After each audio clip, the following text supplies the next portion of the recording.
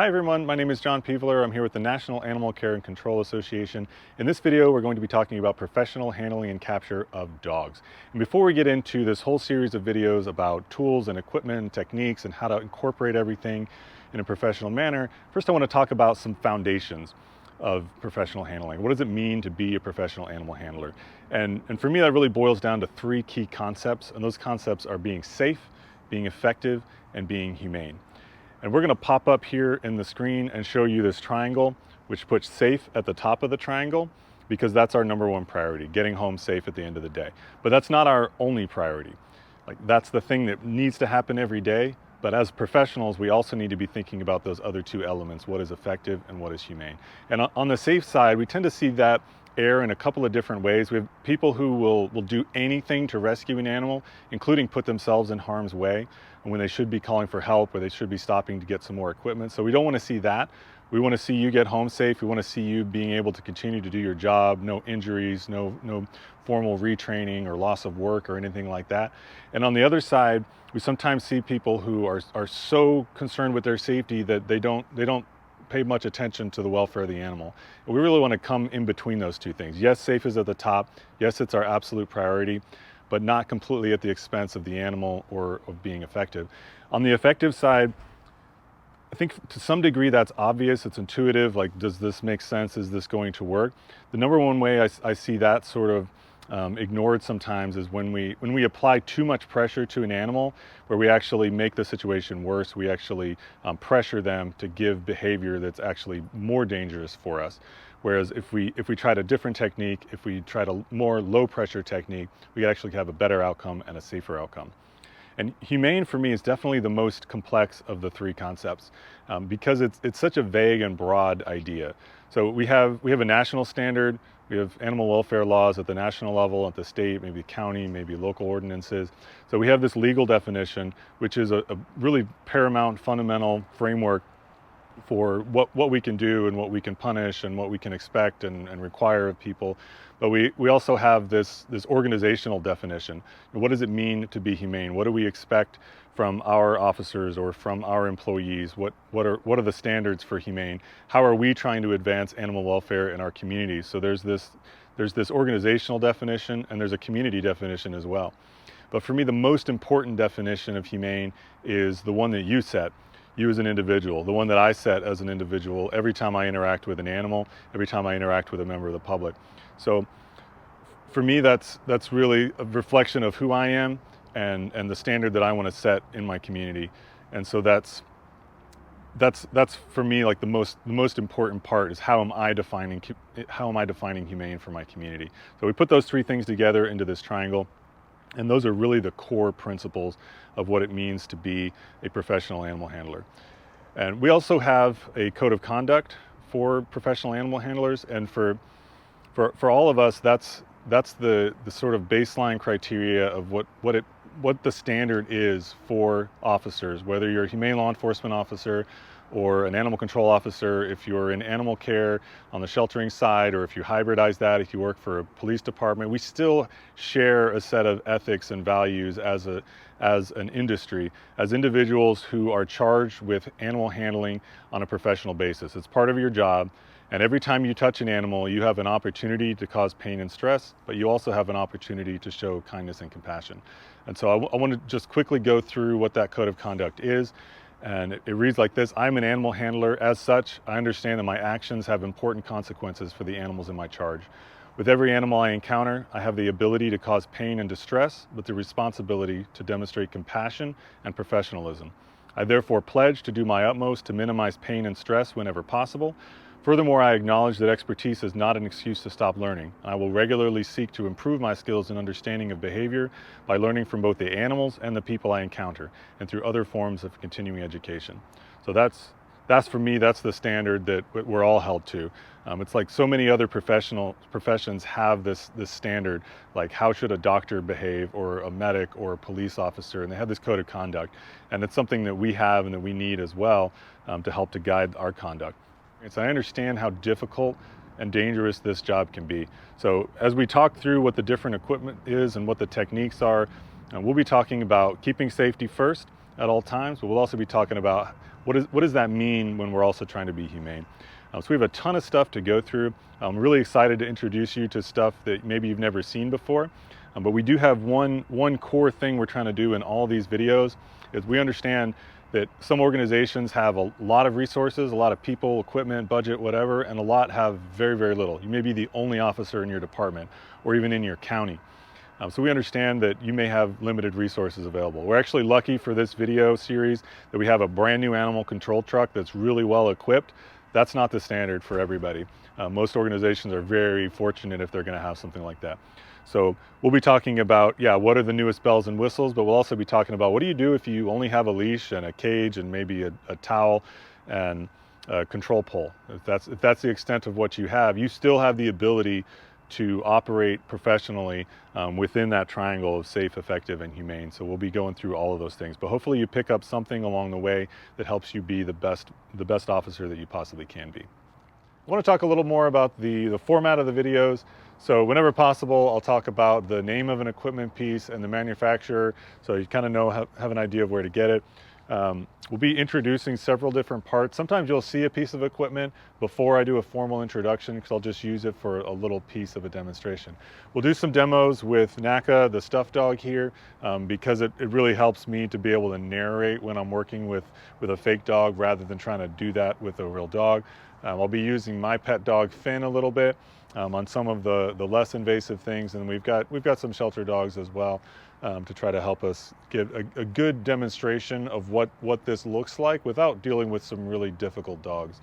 So it'll need a little bit of imagination to get all the way there. I do want to talk just briefly about a few safety standards, things that will really help us to stay safe, and then I'm going to do a dog assessment, what I consider a handling assessment with Naca here.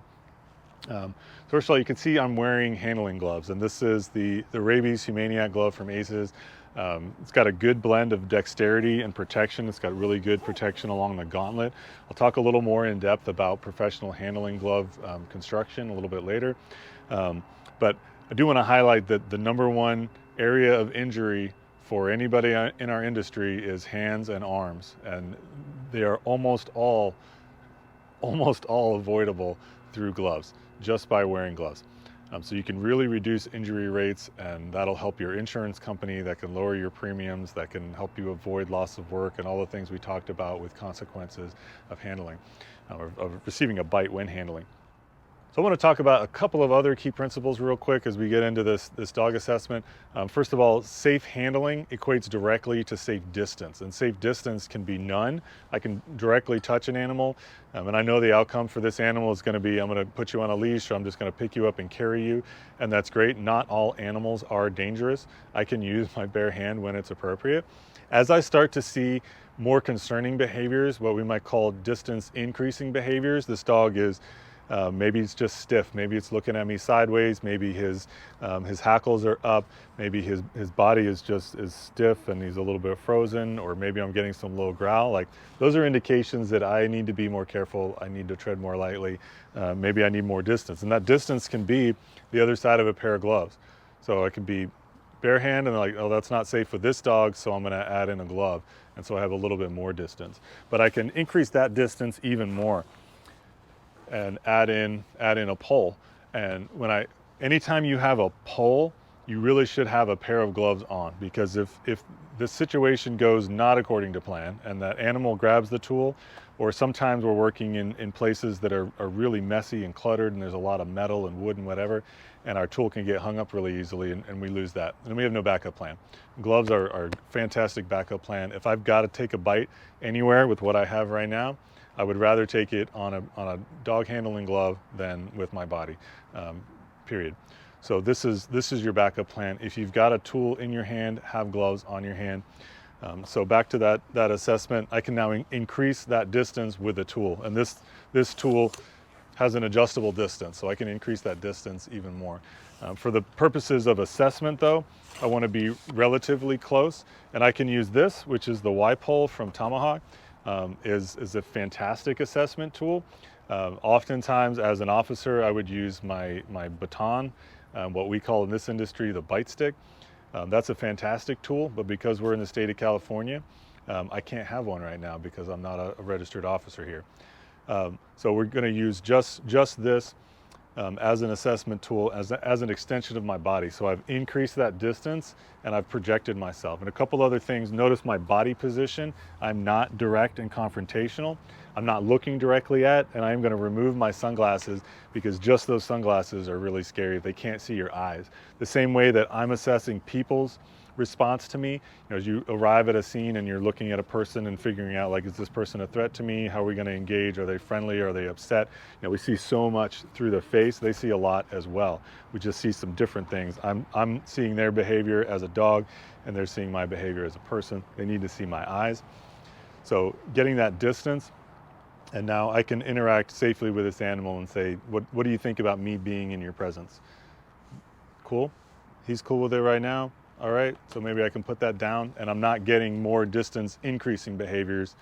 I'm seeing him relax and realize that I'm not a threat, and maybe now I can get closer with my glove.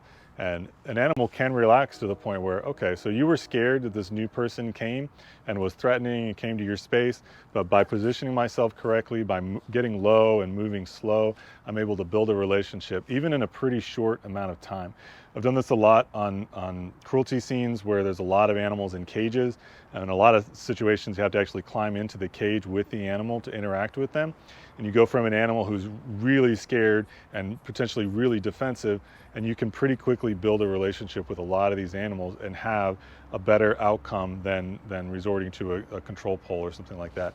So I can actually pretty quickly build a relationship with an animal to the point where I can remove my glove and we can do direct contact, and I can put that leash on. And this is the rescue tech from ACES. I can put that right on and we can get out of here.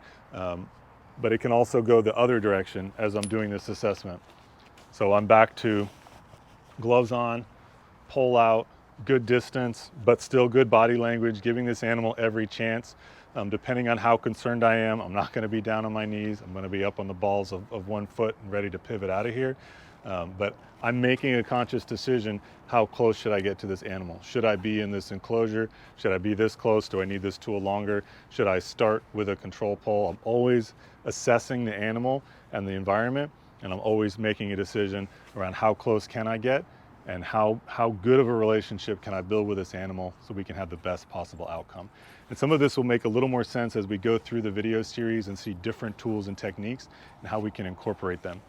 But my goal is always to have that least invasive, minimally aversive outcome for this animal. So if I can convince this animal that I'm not the threat that maybe they thought I was, if I can build a relationship with an animal, I can have a better outcome with that animal. But I can learn that it's not safe for me to get there either. I can get to this point and this dog can bite this stick, which is okay because it's well padded, it's not going to hurt the animal, and it's not going to hurt me. And there's a whole category of dogs that may bite that and realize it doesn't work and not bite again.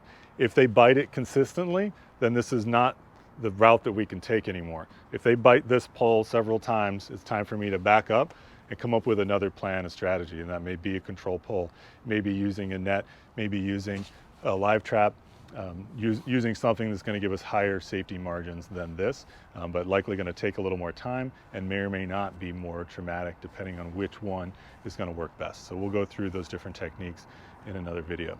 So this is just some basics of how we can introduce ourselves to an animal.